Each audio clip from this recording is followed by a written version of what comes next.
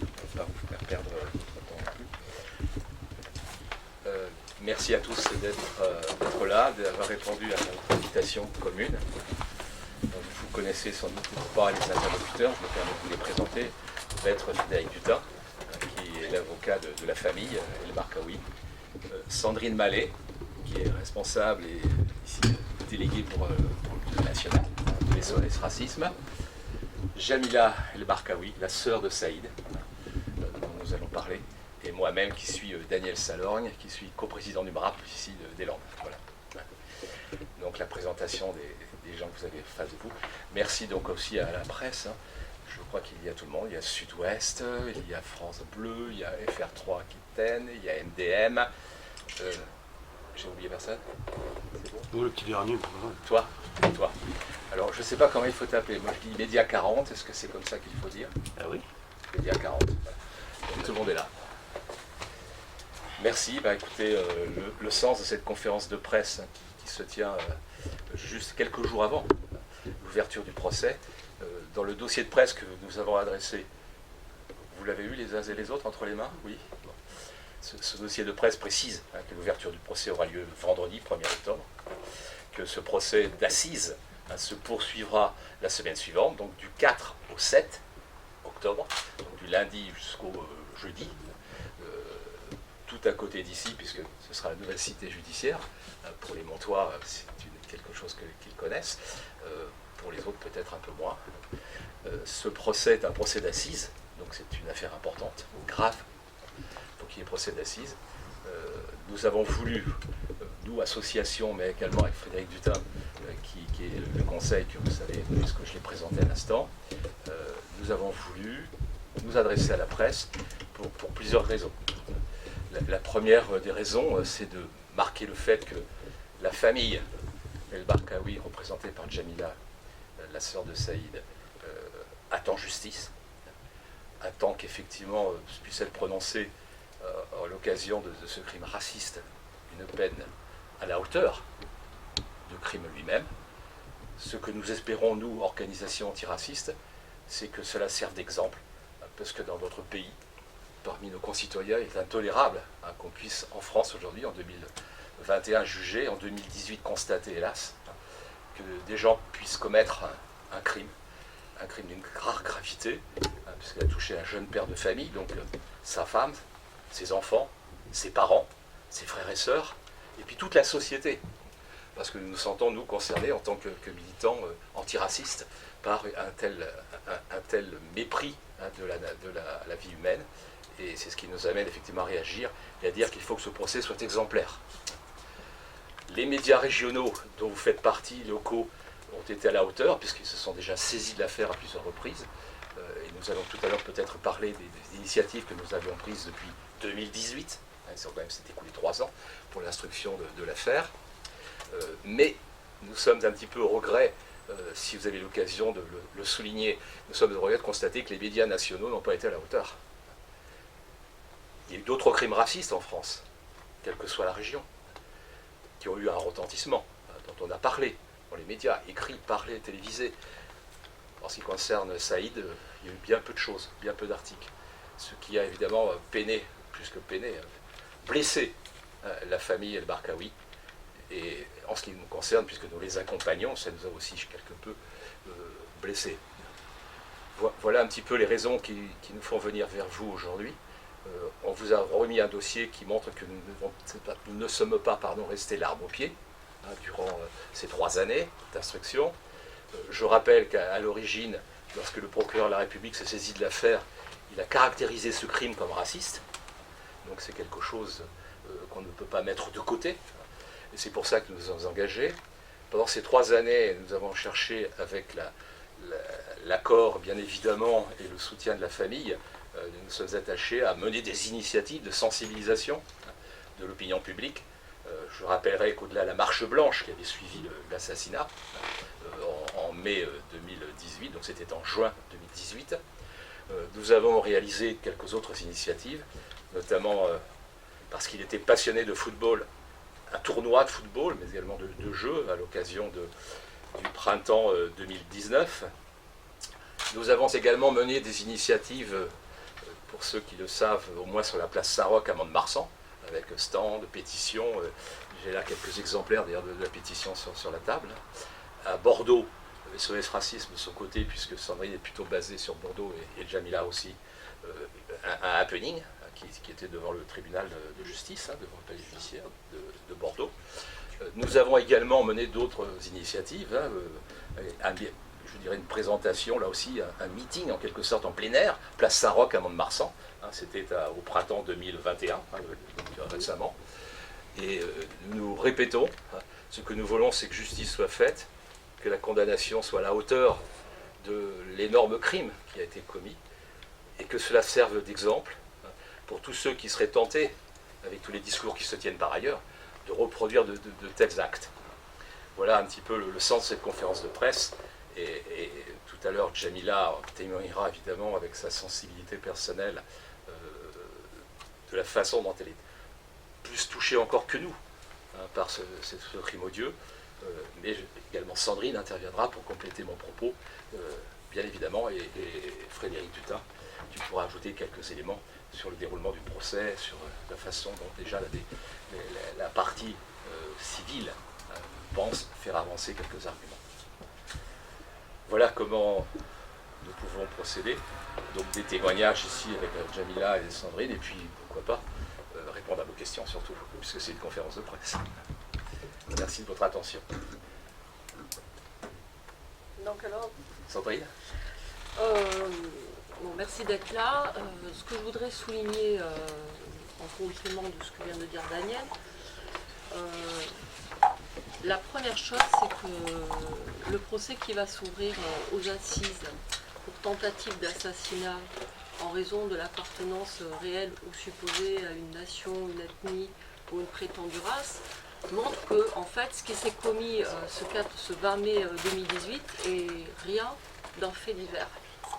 En effet, le fait que la caractérisation, et depuis le début, par le parquet de Mont-de-Marsan, montre que voilà, ce qui s'est produit ce 20 mai, en fait, c'est aussi le reflet de toute la malveillance raciste qu'on peut voir dans le pays, qui se déploie. Et le procès est donc, bien évidemment, d'une part, faire justice pour Saïd, pour la famille, mais c'est aussi une manière de pouvoir mettre en lumière tous les mécanismes qui vont s'articuler autour de tels actes racistes. Et c'est en ça où, pour nous, SOS Racisme, en tant qu'association qui lutte contre le racisme et les discriminations, on considère que ce procès va bien au-delà d'un simple procès de faits divers. Ça, c'est le premier point. Le deuxième point, n'oublions pas que le mis en accusation va se présenter librement, puisqu'il est actuellement en liberté surveillée depuis maintenant 2 ans et quelques mois, si j'ai bien compté, et que ça c'est il n'est pas surveillé sous contrôle judiciaire, c'est une grande différence entre surveillé et contrôle judiciaire. Alors, en tout cas, il se présentera, il se présentera libre, oui. Voilà, donc librement au procès, Maître Dutin, il vous préciserait. Mais pour nous, c'est d'une part insupportable, incompréhensible, et comment un homme qui a pu tirer 5 balles avec des propos à caractère raciste peut aujourd'hui, finalement, le procès arrive, la caractérisation de racisme a été prise en considération dès le début, mais il n'empêche que ça, ce qui s'est produit là en décembre 2019, cette remise en liberté surveillée ou en conditionnel, sous contrôle judiciaire, voilà, ça reste incompréhensible d'un point de vue juridique, mais aussi d'un point de vue sociétal. C'est-à-dire qu'on peut le tirer comme ça, et puis finalement retrouver une vie quasiment normale. Bon, ça c'est le deuxième point. Voilà, donc 3 ans d'instruction. Nous, on est constitué partie civile aux côtés de la famille depuis, avec le MRAP depuis le début de l'affaire. Et voilà, c'est un moment capital et important. Par rapport à ce que disait Daniel sur merci d'être là, c'est important que médiatiquement il y ait une résonance autour de ce procès, pour les raisons que j'ai évoquées. Mettre en lumière en effet ces mécanismes liés à des actes racistes, mais aussi mettre en lumière tous ceux qui se battent au quotidien pour faire reculer le racisme, pour être aux côtés des familles, quand il y a de tels drames qui arrivent, et Jamila en parlera, parce que perdre quelqu'un, c'est un drame. Quand c'est une tentative d'assassinat et assortie à du racisme, voilà, ça foudroie et ça bousille la vie des gens en fait. Et ça bousille par ailleurs aussi la société, puisqu'on le voit comment dans Ichoux, en 2018, et le maire en avait parlé, ça a été une sorte de scission dans le village, des camps, des pro-un-tel, pro-un-tel, et finalement, voilà, c'est un séisme qui brise le vivre ensemble. Donc à nous aussi, collectivement, de montrer que d'une part, il peut y avoir réparation et justice, et que aussi, on est nombreux finalement à s'indigner, à combattre de tels propos, et le racisme, ça démarre en effet dès une parole, un geste. Dès là, ça doit être pris très au sérieux. Et d'ailleurs, on le voit bien dans cette affaire, hein, puisqu'il y avait eu des antécédents 15 jours, 3 semaines auparavant. Voilà globalement ce que j'aurais envie de dire. Après, on pourra y revenir. Je pense qu'il appartiendra à Jamila de conclure, donc je vais prendre la parole. Simplement pour bien clarifier les choses, hein, et vous l'avez compris, il n'est pas du tout question de jouer le procès des assises aujourd'hui. Le procès d'assises se tiendra dans une salle d'audience au palais de justice de Mont-de-Marsan pendant une semaine, et il y aura beaucoup à dire à ce moment-là. Ce que je voulais simplement préciser, puisque moi j'interviens effectivement pour la famille, hein, de Saïd, ses parents, ses frères et sœurs, mais également pour sa compagne et ses enfants, qui ont assisté au drame en direct, et qui donc vivent extrêmement douloureusement, vous vous en rendez compte et vous l'imaginez, la comparution qui va être la leur devant la cour d'assises, parce qu'il va falloir se remémorer des scènes qui sont des scènes atroces. Nous avions au moins deux objectifs dans ce dossier, deux objectifs importants qui étaient de dire, un, la préméditation doit être retenue, elle l'est, puisque nous sommes sur une tentative d'assassinat. Et deux, c'était de dire la circonstance aggravante de la connotation raciste doit exister, même si on avait pu penser qu'elle serait contestée, je pense qu'elle le sera peut-être par l'accusé. Là aussi, objectif atteint, puisque Gorski comparaîtra avec cette circonstance aggravante, et ça c'est important. Et je crois que cette conférence de presse, elle est signifiante. Pourquoi? Parce que nous sommes dans le département des Landes, et je crois qu'il n'y a pas, et l'actualité, et tant mieux, ne nous donne pas l'occasion, notamment jusque devant une cour d'assises, de venir dans des circonstances aussi dramatiques. C'est vrai que des crimes avec cette circonstance de racisme, on avait plutôt tendance à en entendre parler sur des territoires qui ne sont pas le nôtre. Et malheureusement aujourd'hui, c'est notre territoire qui est concerné par cette dérive. Et je crois donc que l'accueil médiatique, il est indispensable. Et c'est la raison pour laquelle je vous remercie, moi aussi, d'être présent en nombre aujourd'hui. Nous sommes dans ce qui est au tout départ, ce racisme de la quotidienneté qui se termine par un drame absolu, mais ce racisme de la quotidienneté, c'est aussi le racisme qu'il faut combattre. Et vous rappeliez, et vous aviez raison de le faire tout à l'heure, que avant cette journée dramatique, déjà des alertes étaient survenues. Certains ont donné lieu d'ailleurs à un jugement devant le tribunal de police. Mais ces alertes du racisme de la quotidienneté, eh bien, c'est manifestement ces alertes-là aussi qu'il faut combattre, et il faut que ce procès soit la caractérisation que le racisme, c'est chacun qui doit, à l'aune de ses propres interventions, le combattre au jour le jour. Parce que je souhaite effectivement au niveau de ce procès, et je le souhaite pour la famille, vraiment, de tout cœur, je souhaite que M. Gorski dise et parle. Je ne sais pas si reconnaître, je pense qu'il le fera, s'excuser, je l'espère pour vous, la famille, mais je ne sais pas, ce ne sera pas suffisant de toute façon. Mais en tout état de cause, je ne suis pas sûr qu'il soit dans cet état d'esprit-là. Donc, ça sera un procès qui doit être emblématique de cette situation. Ça doit être un procès qui doit permettre de dire et de qualifier ce qui s'est véritablement passé ce jour-là. Et si nous arrivons à cela, alors je crois que la mémoire de Saïd El-Barkaoui aura été honorée. Car, ne l'oublions pas, certes c'est le procès de M. Gorski, mais moi et avec mes confrères de la partie civile, nous souhaitons effectivement que la victime soit au centre de ce qui va se jouer d'un point de vue judiciaire pendant une semaine à Mont-de-Marsan.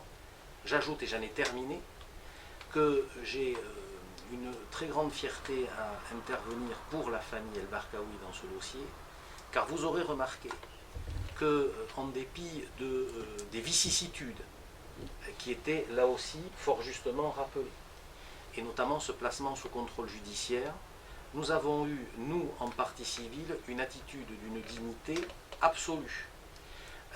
Aucun débordement, aucune parole et aucun mot placé l'un plus haut que l'autre. Des volontés d'apaisement et des discours d'appel à la raison. Et donc, je le disais à l'instant, il y a une très grande fierté à défendre la famille El-Barkaoui, qui souffre effectivement, mais qui souffre dans le silence. Et le procès d'assises doit être aussi leur caisse de résonance. Et c'est pour ça qu'il est important. Voilà les quelques mots que je voulais indiquer avant que ne débute véritablement le procès judiciaire.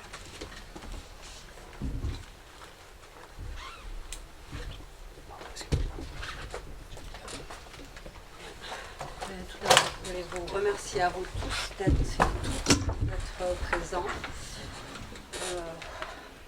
Je suis désolée, c'est très difficile pour moi parce que c'est un combat de 3 ans que je mène, un combat acharné et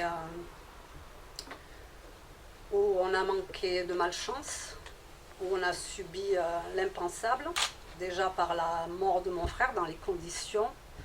Ça fait 3 ans, mais je peux vous remémorer tout ça comme si c'était hier. Donc la souffrance, elle est là, elle est réelle, elle n'est pas feinte. Moi, je suis arrivée là au bout de 3 ans à une grosse fatigue, vraiment. C'est pour ça que je suis ravie que le procès arrive, parce qu'il faut une fin. On ne peut pas s'imaginer la souffrance des familles. On parle souvent des victimes, et c'est vrai, mais par contre, les dommages collatéraux sont là, c'est les familles, qui sont souvent mises de côté, on n'y prête pas trop attention. Donc, heureusement qu'il y a des associations pour venir soutenir, parce qu'on se retrouve seul, projeté dans un milieu judiciaire qu'on ne connaît pas, parce que ce n'est pas notre milieu. Des explications des fois sont compliquées, parce qu'il y a des termes complexes. Moi, ce n'est pas mon monde, du tout. Et puis, avec cette grande souffrance, on nous inflige une double peine. Nous, on sait, le 4 juin 2018, que mon frère il est mort, notre peine, elle est prise, c'est à perpète. Et le 10 décembre, on libère cet individu, et là, c'est le coup de massue, quoi. C'est incompréhensible, et au jour d'aujourd'hui, je ne comprendrai jamais, et je ne l'accepterai jamais. J'en veux à la cour d'appel de Pau, parce qu'il n'y avait aucune raison de libérer cet individu, qui, même si mon frère n'est pas mort sous les balles, son intention première, et ça ne souffre d'aucun doute, était de venir le tuer, d'en finir avec mon frère. Mes neveux et ma nièce ont assisté à ça. Excusez-moi. Et on nous explique qu'il n'y a pas de dangerosité, donc on le libère, puisqu'il n'y a pas eu de débordement et de troubles à l'ordre public. C'est inentendable, c'est irrecevable pour moi, pour ma famille. Je ne comprends pas, c'est quelque chose qui me crée beaucoup de colère. S'il y a une chose que j'ai horreur, c'est de l'injustice. Je suis quelqu'un de foncièrement humain. Alors, Maître Dutin a expliqué qu'on espérait que cet assassin fasse peut-être des excuses. Moi, très personnellement, je vous le dis, je n'en veux aucune. Mais sincèrement, voilà, mon frère, c'était tout pour moi. il valait tout l'or du monde, donc je ne veux aucune excuse de quelqu'un de haineux et de raciste où ça ne sera réellement pas vrai et que ce sera juste une stratégie. Voilà. Ensuite, on nous fait subir le fait qu'il se présente libre, hein, et puis en plus, son contrôle judiciaire, c'est pour avoir tiré sur mon frère à 5 reprises alors que mon frère est face contre terre, qui lui tire dans le dos, qui continue à tirer alors que l'arme est vide, que mon neveu de 9 ans sort, hurle papa, et que lui regarde mon neveu en disant qu'est-ce qu'il veut celui-là, il s'adresse à un enfant, vous voyez, il y a des choses que je n'oublierai jamais, et même si le pardon est important parce que je suis quelqu'un de très spiritualiste, je ne pardonnerai jamais, et je suis en paix avec ça, donc je n'attends aucune excuse de cet individu. La seule contrainte qu'il a eue pour avoir fait ça quand même, hein, pour avoir tiré sur mon frère, pour lui avoir dit « je t'avais promis que je te buterais en espèce d'enculé d'arabe, regarde ce que je suis en train de te faire », on lui dit qu'il n'a juste à se présenter qu'une fois tous les 15 jours à la gendarmerie. Pour moi, même si le terme contrôle judiciaire est important, pour moi je pense qu'on lui a offert 2 ans de vacances. Voilà, c'est assez personnel, c'est comme ça que je le ressens, donc la souffrance, on en a pris des coups et des coups entre sa libération, entre tout ce qui s'est passé, c'est énorme. C'est pour ça que c'est important qu'on replace un petit peu les familles des victimes, parce qu'elles ont un rôle important. La victime, quand elle n'est plus là, c'est les familles qui souffrent d'une certaine manière que personne ne peut comprendre parce qu'il faut le vivre. On vous arrache les tripes, on vous arrache le cœur, vous ne dormez plus, vous n'êtes plus que l'ombre de vous-même. Moi, quand mon frère est mort le 4 juin, je le dis, je le répète, une partie de moi est morte. Vous n'êtes plus la même. Vous ne pouvez plus être la même. Vous n'avez plus que des souvenirs, des photos, des vidéos. Mais par contre, la vérité, la dure vérité, c'est que vous savez que vous ne pourrez plus jamais créer d'autres souvenirs. Ça, on vous l'a enlevé. Mon frère avait 38 ans. C'est jeune, c'est la fleur de l'âge. On ne meurt pas à 38 ans. On ne se fait pas tuer parce qu'on est d'origine arabe. J'aime à le répéter, mon frère était français avant tout. Il est né à La Teste. Ses enfants sont français. Sa compagne est française aussi. Donc je ne comprends pas qu'on puisse tirer sur des gens parce que la couleur de peau dérange, parce que la culture dérange. Lorsque l'orientation sexuelle peut déranger, je me bats pour ça parce que je pense qu'on a tous besoin de vivre librement, d'être respectés en tant qu'individu à part entière. Ce que j'attends de ce procès, moi, c'est très simple, que justice soit rendue à mon frère, ça c'est clair et net. Qu'on en parle, parce que je trouve que malheureusement au niveau national rien n'a été fait et je trouve ça lamentable. Je ne comprends pas pourquoi d'ailleurs, parce que c'est quand même un fait divers qui est assez important. Surtout que tout le réseau des amis de mon frère s'était mobilisé, donc on avait écrit à tous les médias et personne n'a répondu, je parle au niveau national. Et 1 an après, dans le même village à Ichoux, ces médias se sont déplacés pour parler de la pénurie des médecins. Je ne dis pas que ça n'a pas d'importance, loin de là. Ce qui est arrivé à mon frère est une catastrophe. C'est un drame puisque mon frère n'est plus là. Et comme de tout ça, le 6 octobre, c'est l'anniversaire de mon frère, il aurait eu 42 ans. Donc c'est assez hallucinant que ce procès ait lieu comme ça. Donc je le prends pour un signe, parce que même si mon frère n'est plus là physiquement, je sais qu'il est toujours avec moi, qu'il est dans mon cœur, que ce combat, je le mène pour lui et il le sait et il me porte pour ça. Ma souffrance, elle est véritable, elle n'est pas feinte, mais je suis fatiguée au bout de 3 ans. Vraiment très fatiguée. C'est pour ça qu'il faut que ça arrive, puisque moi je suis quelqu'un de sensé, de bien posé dans ma tête, dans ma vie, mais j'ai appris beaucoup de la justice et surtout de l'injustice. Je me suis rendu compte que quand on oublie les familles comme ça, même quelqu'un de sain de corps et d'esprit, la justice peut le rendre assassin. Tellement qu'il y a de souffrance, tellement que les choses traînent. Donc si on ne prend pas sur soi, si on n'est pas sain de corps et d'esprit, hein, moi je comprends que quelqu'un peut débloquer. Donc je pense qu'il y a des choses à changer. Ça ne doit plus traîner. On doit mettre en avant aussi les familles des victimes. Ce ne sont pas des pièces à part.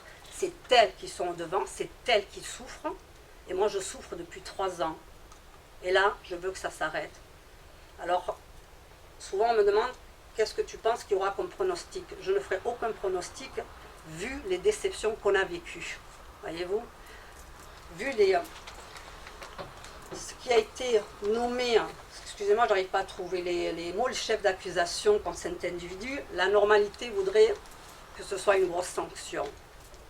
Mais vu les déceptions qu'on a eues, je ne me prononcerai de rien. je prie intérieurement, parce que là je me dirais que ce serait une grosse injustice supplémentaire. J'ai encore envie de croire à la justice de mon pays. Hein. Je fais la part entre la cour d'appel de Pau et cette justice-là qui va condamner, et je l'espère qu'il va condamner fermement. Pas que pour faire un exemple, parce que ce n'est pas la première fois qu'on tue à caractère raciste, mais parce que c'est normal de condamner quelqu'un qui a tiré sur une personne à 5 reprises, qui était là pour l'achever, parce que quand quelqu'un est face contre terre, qui ne peut pas bouger, mon frère ne pouvait plus bouger. Hein. La première balle qu'il a pris dans l'épaule, quand il est tombé, lui a pété le bras en deux, donc il ne pouvait plus du tout bouger.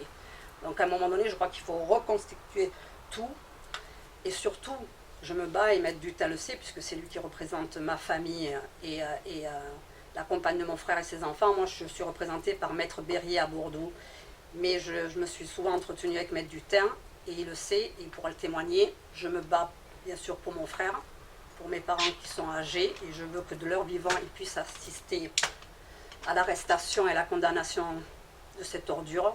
Excusez-moi de la grossièreté, mais je ne peux pas faire dans le politiquement correct.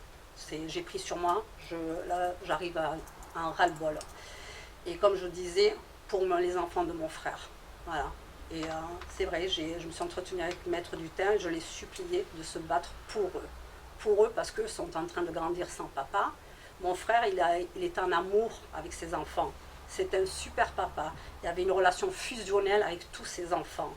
Moi, je sais comment sont mes neveux, je sais que leur papa leur manque, et c'est à eux que la justice doit rendre des comptes. C'est à eux, c'est pour eux que la justice doit rendre un verdict strict pour leur permettre de se reconstruire, pour leur montrer que dans ce pays qui est le leur, on ne peut pas tirer impunément sur quelqu'un à 5 reprises dans le but de le tuer et s'en sortir.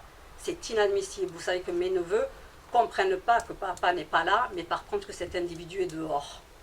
Parce qu'il est libre. Et en plus, il va se présenter libre. Et on nous inflige ça. Donc, où est l'aspect humain? Voilà. Merci Jamila. Après ce témoignage émouvant, si vous avez des questions à poser.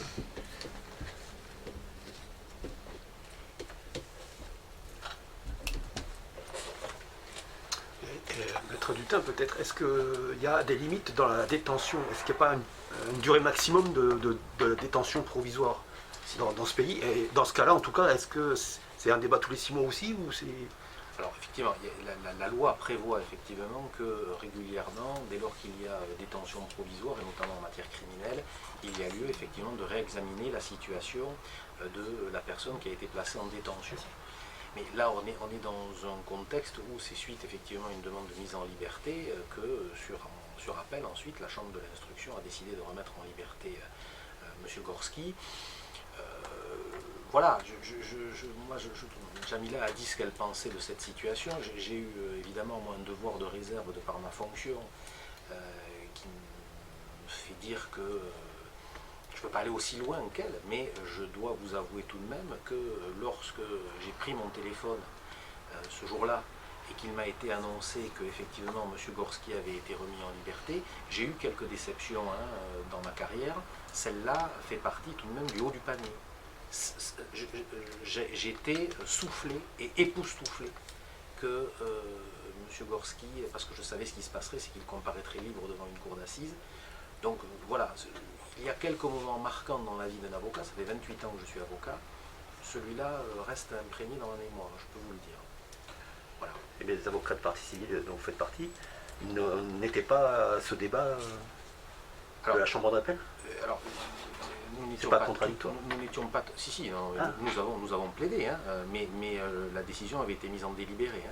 Donc nous avons effectivement plaidé, nous avons milité dans le sens effectivement de leur maintien en détention de M. Gorski sur la base de ce qui avait été décidé à Mont-de-Marsan. Ensuite, la justice est libre et la Chambre de l'instruction de la Cour d'appel de Pau est souveraine en la matière. Elle a rendu sa décision. Sa décision ne nous satisfait pas, vous l'imaginez bien, mais c'est le 2e degré de juridiction et c'est celui qui a vocation à s'appliquer. Donc elle a décidé d'un contrôle judiciaire dans les conditions en outre que rappelait Jamila, et c'est donc ce contrôle judiciaire qui a vocation à s'appliquer.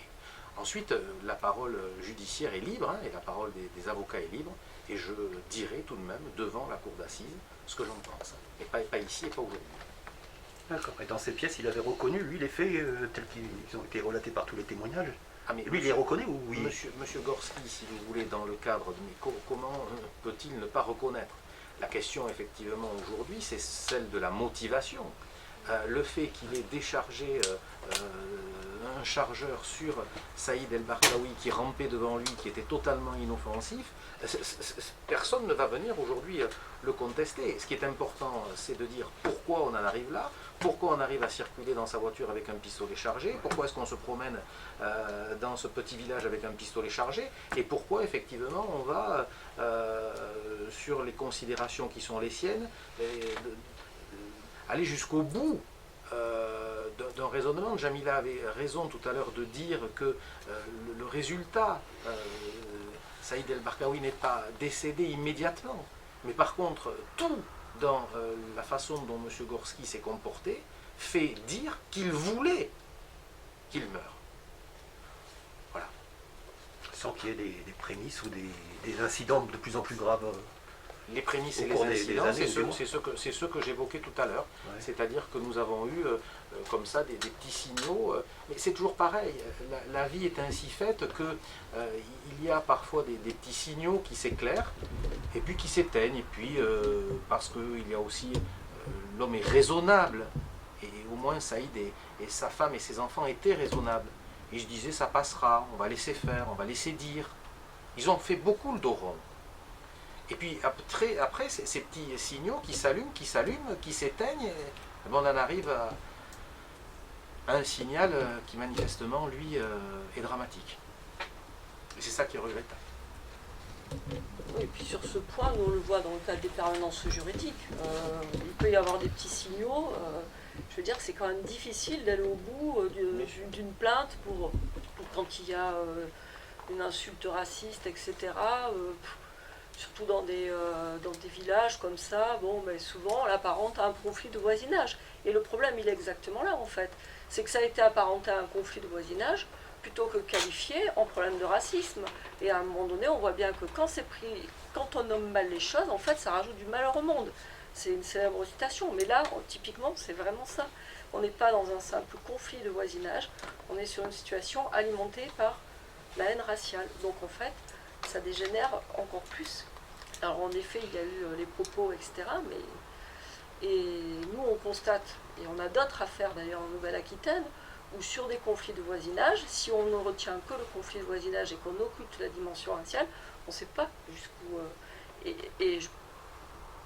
de ce qui s'est passé à Ichoux, aujourd'hui, je veux dire, quand on interpelle un maire d'une commune ou la gendarmerie locale, attention, ce n'est pas un simple conflit de voisinage, il y a une question de racisme. Donc intervenez et prenez en considération. Et je ne vous cache pas qu'on parle de l'affaire de Saïd El Barkaoui, pour être entendu. Faire en sorte qu'il y ait des réponses qui soient données dès les premiers signes, incidents, etc.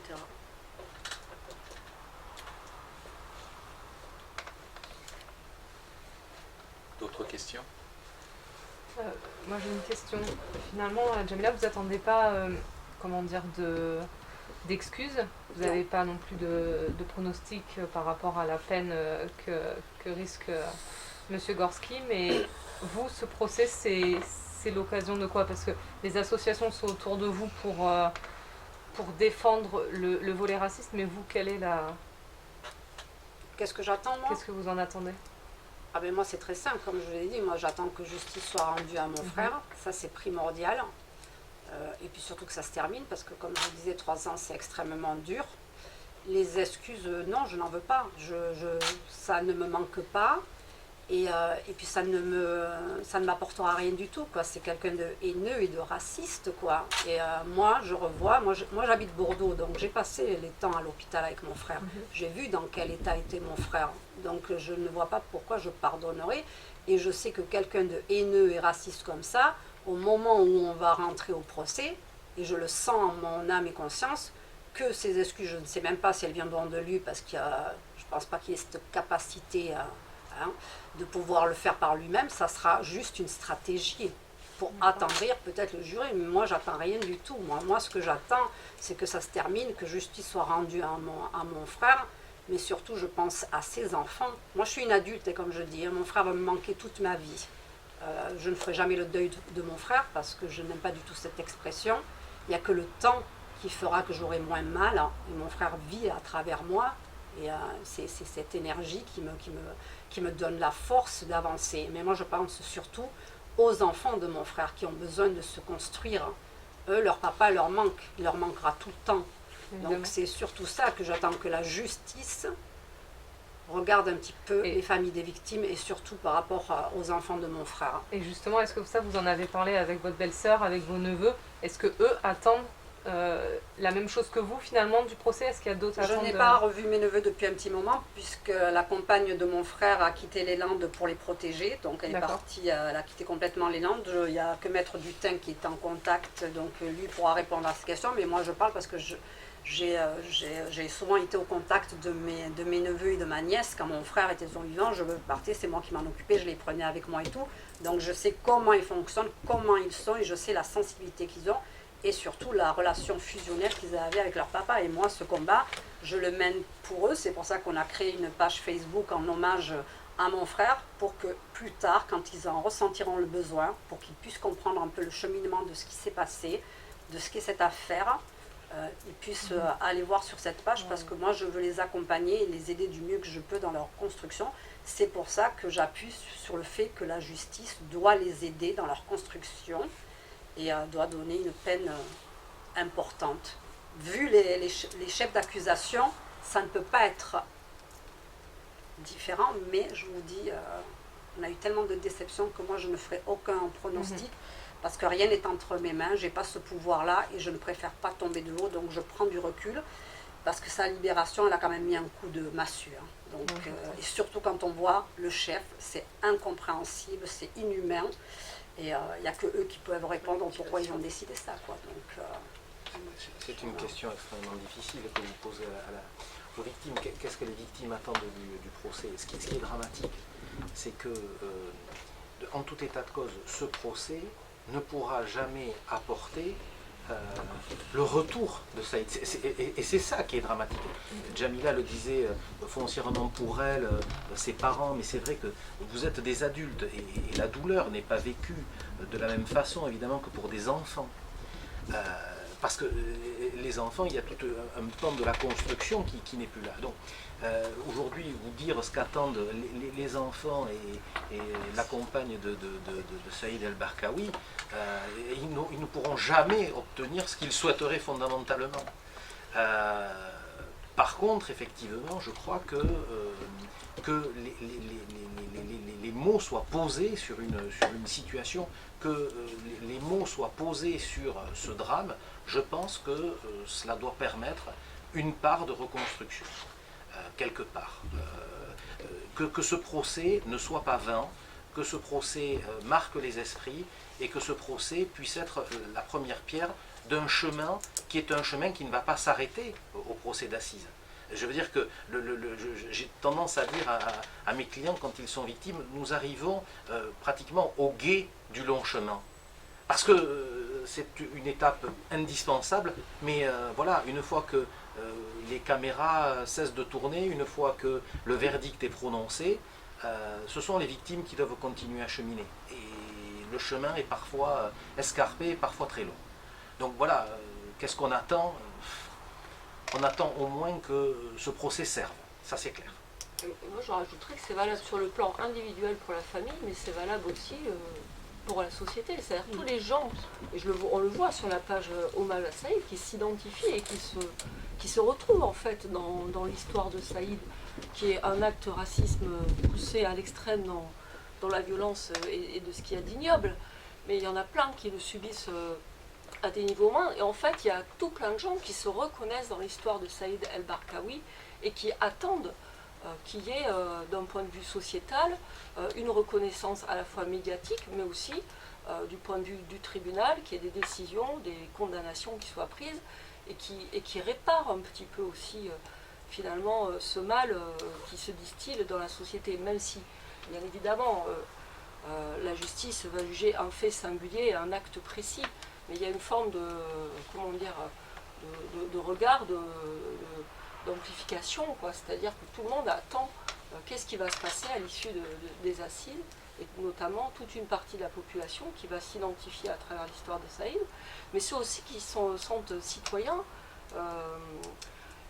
dans la dimension fraternelle, quoi, de la République. C'est-à-dire que bon, voilà, moi j'attends aussi de voir ce qui va se produire, mon voisin, mes amis, et finalement on est tous concernés, c'est ça la fraternité, par le sort de son voisin et de l'autre, quoi, dans notre société. Et donc voilà, il y a plusieurs dimensions en fait. C'est à la fois ceux qui s'identifient, mais aussi on doit tous s'identifier indépendamment de qui on est, de là où on est né. On est né à Tarbes, à la Teste, je ne sais où, peu importe. Voilà. Maître Dutin, est-ce que vous comptez revenir sur le lien entre les blessures et le décès de Saïd? Il n'a jamais été avéré. Est-ce que ça va faire partie des débats ou est-ce que... C'est pas l'envie qui me manque. Et vraiment, c'est vraiment pas l'envie qui me manque. Parce que je parlais tout à l'heure de vicissitudes, notamment la remise en liberté pour moi en a été une, et puis à l'issue de 2 expertises réunissant des collèges d'experts, il nous a été expliqué que le décès, une semaine après les faits, n'était pas lié à 5 balles dans le corps. Je ne suis pas médecin. Je sais par contre que moi, dans ma profession, je peux me tromper. Je sais que peut-être vous, dans la vôtre, vous pouvez vous tromper, et il n'y a aucune personne qui soit infaillible. Je suis estomaqué, ahuri, qu'on puisse nous dire, dans la mesure où il y a éventuellement c'est plurifactoriel le décès de Saïd, ou au moins qu'il avait plusieurs comorbidités. On ne peut pas être sûr que ce sont uniquement ces faits qui entraînaient le décès.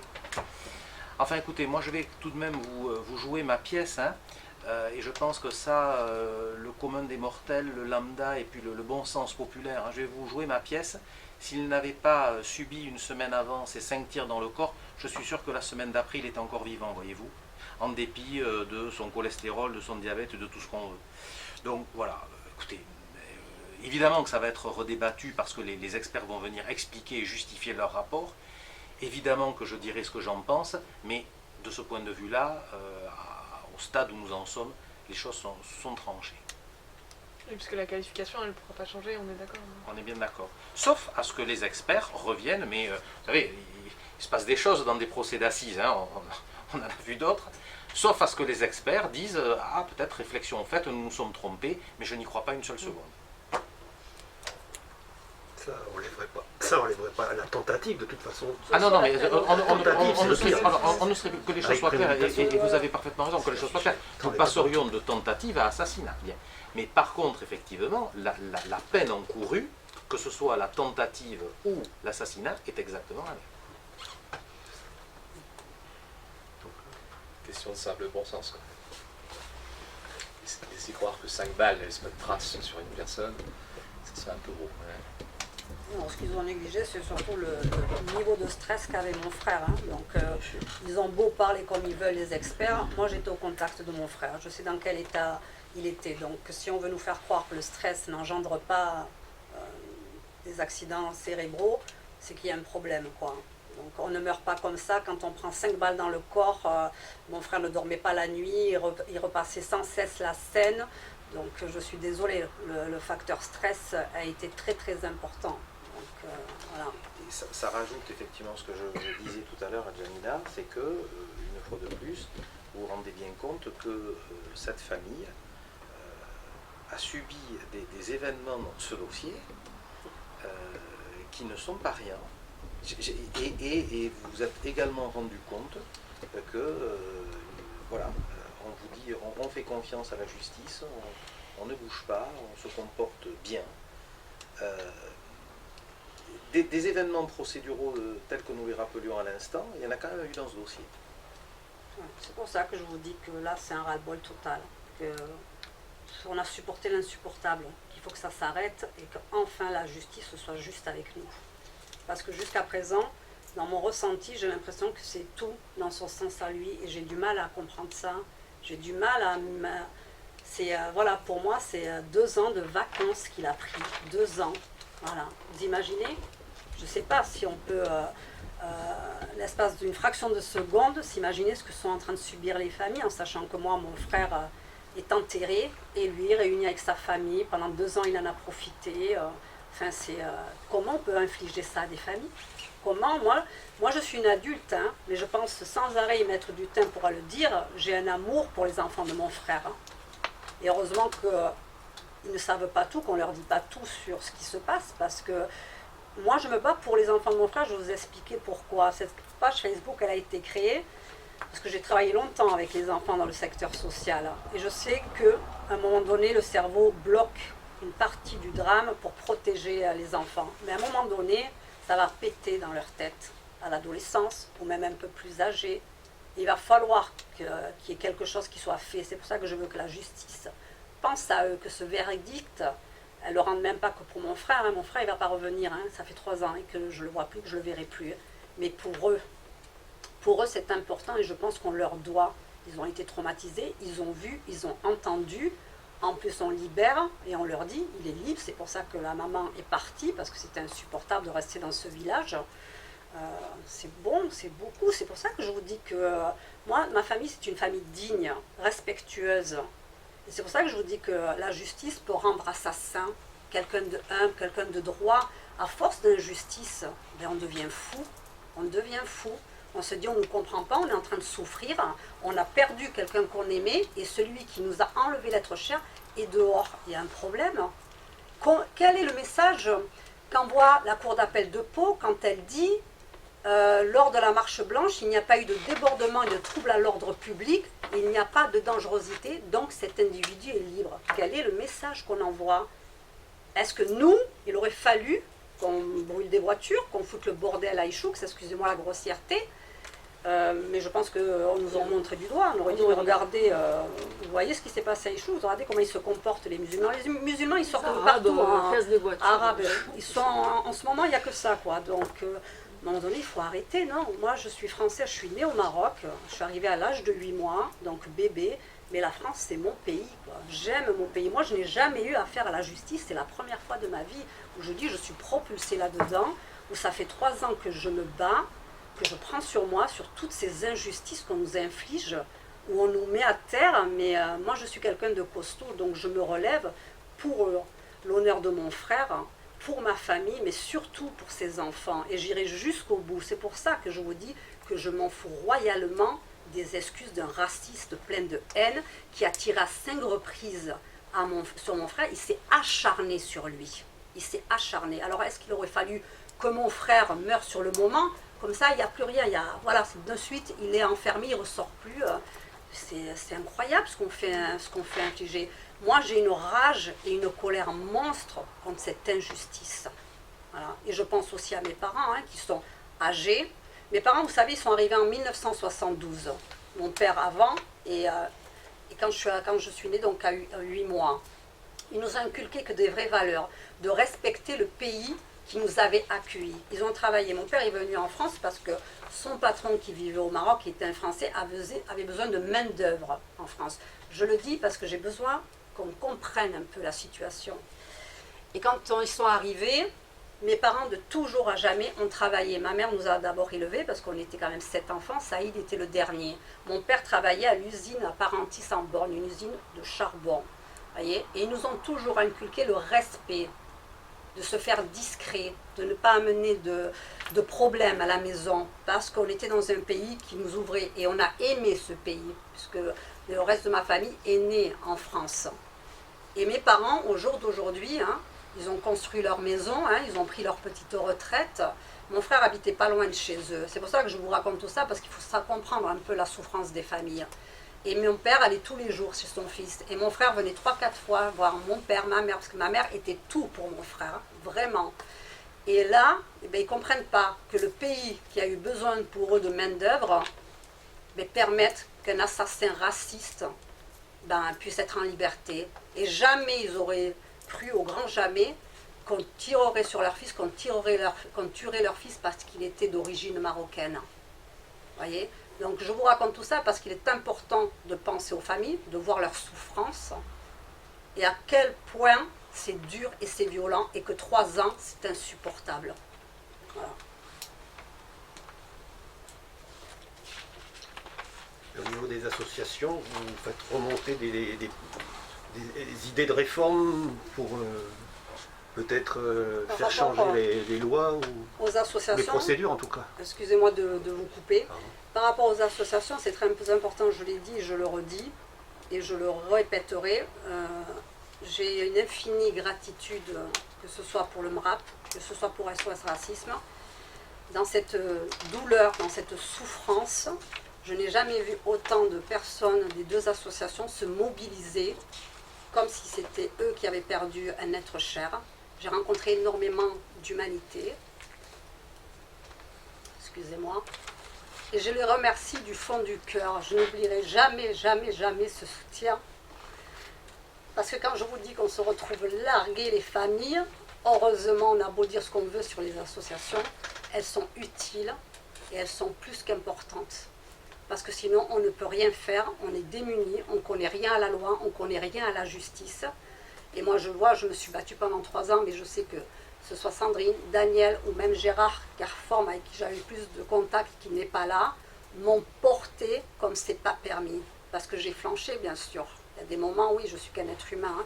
J'acquiers cette force parce que je porte l'amour que j'ai pour mon frère, qui est un amour inconditionnel et qui tarira jamais. On m'a enlevé mon frère, mais par contre, on m'enlèvera jamais l'amour que j'ai pour lui et l'amour qu'il avait pour moi.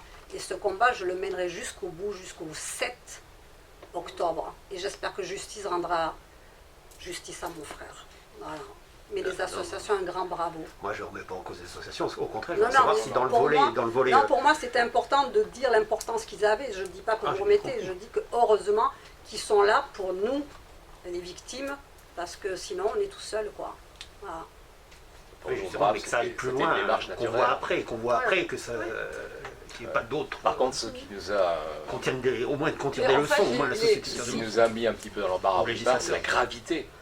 Jusqu'alors, dans le département, nous étions habitués à soutenir des victimes de propos racistes, de comportements racistes, et ça se réglait au tribunal correctionnel. Et on a gagné quelques procès quand même, en ce qui concerne les procès que nous avons portés. Mais là, l'événement était tellement grave qu'il nous a fallu effectivement de nous rapprocher avec une nouvelle sensibilité entre une insulte et puis un meurtre. Évidemment, on n'est plus sur le même registre. Et pour nous, ça a été aussi un moment de basculement, quelque part, dans la façon d'épauler les victimes. Heureusement que Jamila, avec la sensibilité que vous avez bien comprise, avait une façon de nous aborder qui fait que nous-mêmes, nous nous sentions co-responsables du combat qu'il fallait mener. C'est pour ça que nous avons toujours été aux côtés de Jamila en particulier, mais de la famille en général. Mais pour nous, c'était une nouvelle épreuve. Jamais on n'avait connu l'assistance auprès de victimes qui avaient connu une telle horreur. Dans le coin. Parce qu'on parle de médiatisation au niveau national, et Oui, ici bah c'est un événement exceptionnel. Là-dessus, on est un petit peu déçus. Mais On est au un niveau peu national, ils en parlent plus. Ça veut dire quoi? C'est que ça s'est trop répandu, c'est qu'il y a trop de cas, c'est qu'il y a trop de... Non, je pense Et Non, mais le c'est législateur, cher. il n'y a pas de La pression dessus. réalité, c'est que c'est une difficulté d'accepter et de voir et de dénoncer médiatiquement, et sur certains médias en particulier, le fait que voilà, il y a une malveillance raciste, il y a des actes racistes. On voit, il s'est passé dans l'est de la France, c'était où le gars qui a pris sa voiture et qui a foncé sur une personne d'origine maghrébine, je crois. Enfin, je veux dire, il n'a même pas été autant là sur l'affaire de Saïd. De suite, il a été mis en examen. La circonstance aggravante de racisme a été entendue. Donc, on peut dire que de ce point de vue-là, le parquet de Mont-de-Marsan, dès le début, a pris la mesure de l'affaire. Il faut le dire quand même. Quand on voit ce qui s'est passé sur d'autres exemples plus récemment en France, c'est pas gagné du tout. La personne qui a foncé sur une personne maghrébine, je ne sais plus dans quelle ville c'était, dans l'est de la France, elle n'a même pas été mise en examen de suite, elle a été reconvoquée quelques temps plus tard. Enfin, c'est aussi ça. Et donc après, nous les associations, nous les associations antiracistes, on ne peut pas faire le boulot du parquet à leur place.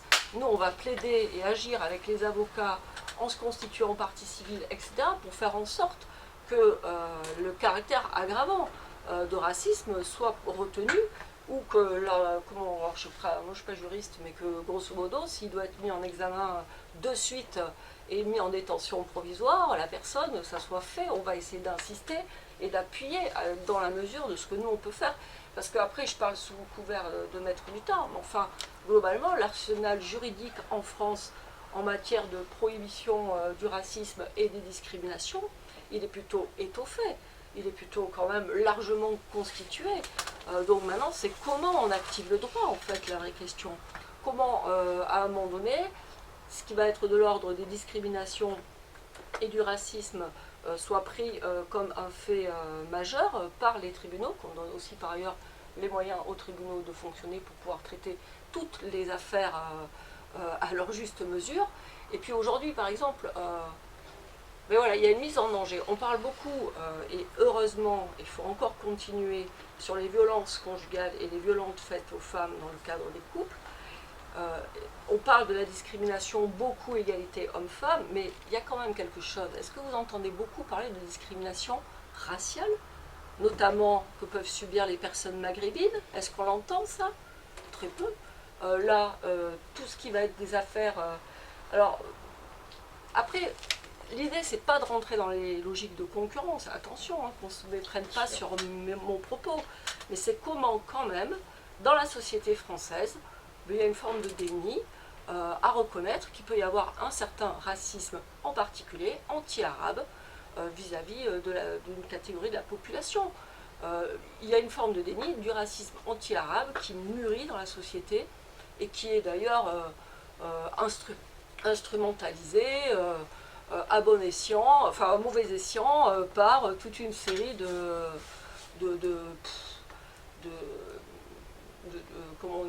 pseudo-intellectuels ou pour des variables d'ajustement dans des périodes électorales, etc.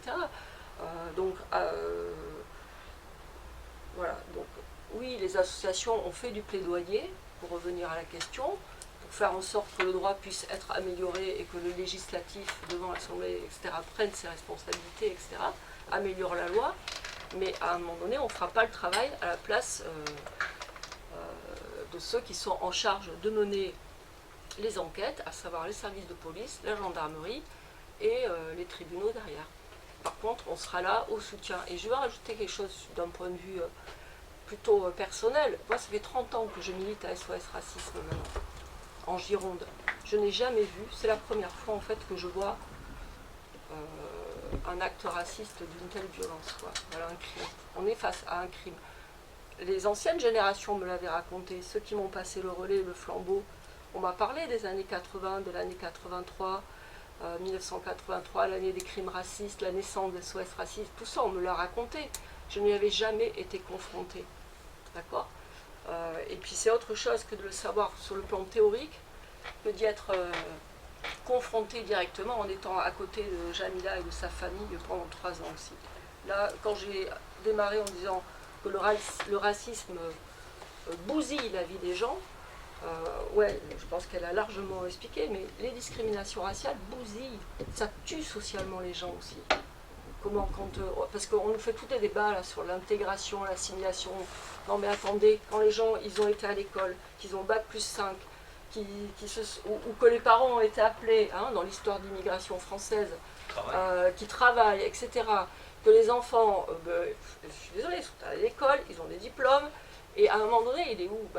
C'est plus une question d'intégration, c'est une question de comment, à un moment donné, la société a mis en place des discriminations raciales qui fait que quand on est né d'origine arabe, par exemple, on a moins de chances, et il suffit de regarder les taux de chômage, de trouver du travail, un logement, et il suffit de regarder les taux de chômage dans les quartiers populaires. C'est jusqu'à, je ne suis pas très bonne en chiffres, vous irez vérifier, c'est exponentiel par rapport à la moyenne nationale française. Bon bref. Donc, et pour répondre un peu à la question, je rappellerai quand même qu'il y a la loi de 72 qui qualifie comme crime tout ce qui concerne les actes, propos, comportements autour effectivement de ces questions du racisme. Et si on veut passer c'est un crime caractérisé.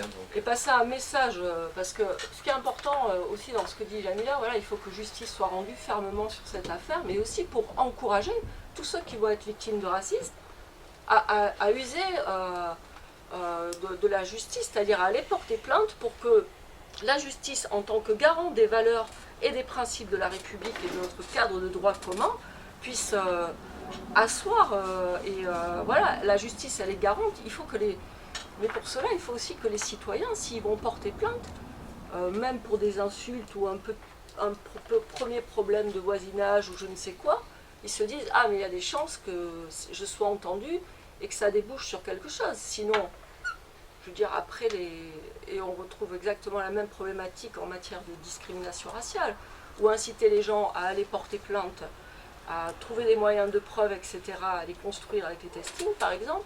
Mais si derrière, dans le processus, ben, finalement, les condamnations ne seront pas là, que ça soit d'un point de vue moral et pénal, je veux dire, ça n'encourage pas aussi les citoyens à se sentir en confiance avec la justice de la République, qui se doit d'être garante des droits et des devoirs communs de tous. Quoi.